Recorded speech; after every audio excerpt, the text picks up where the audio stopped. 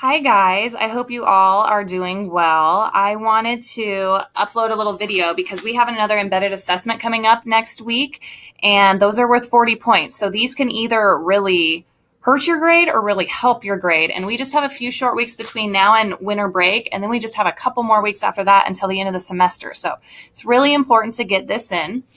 If you look in the Springboard activities, Springboard PDFs is where I click to get to this page. Down at the bottom of all the activities for Unit 2, you will see the embedded assessment number 2. If you click on that, you are going to see this. So your guys' job is going to be to write and present a persuasive speech. That means you're both going to write something and submit that, and then you're going to present your speech. So it might just be you recording in front of your camera, or if you wanted to schedule a time with me and present it to me, you can do that.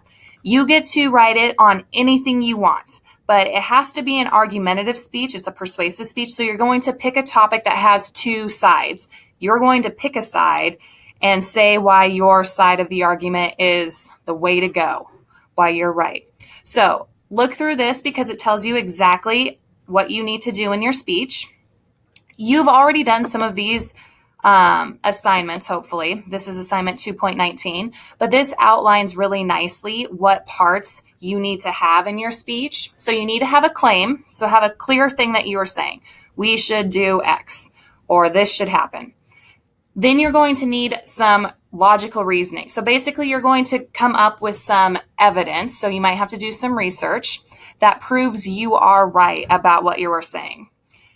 Then it's really important that you address the counterclaim. So address the people who would disagree with you. Think about a couple things they might say, a couple things that they might include in their argument that would go against your argument.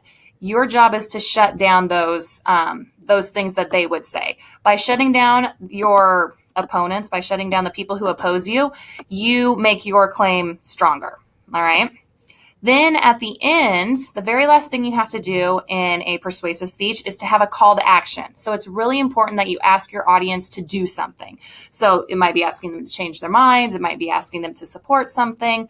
It might be asking them not to do something anymore. So think about what you want to end with, what you want to ask your audience to do. All right.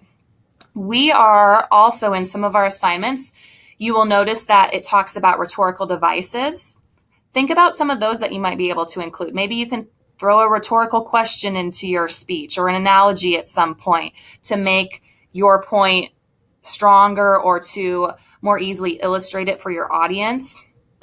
Also think about these rhetorical appeals. So this was assignment 220. This is from Springboard PDF 220. These ethos, logos, and pathos are very important. They're always used in persuasive writing or persuasive speeches. You don't need to use all of them. That would probably be a bad idea.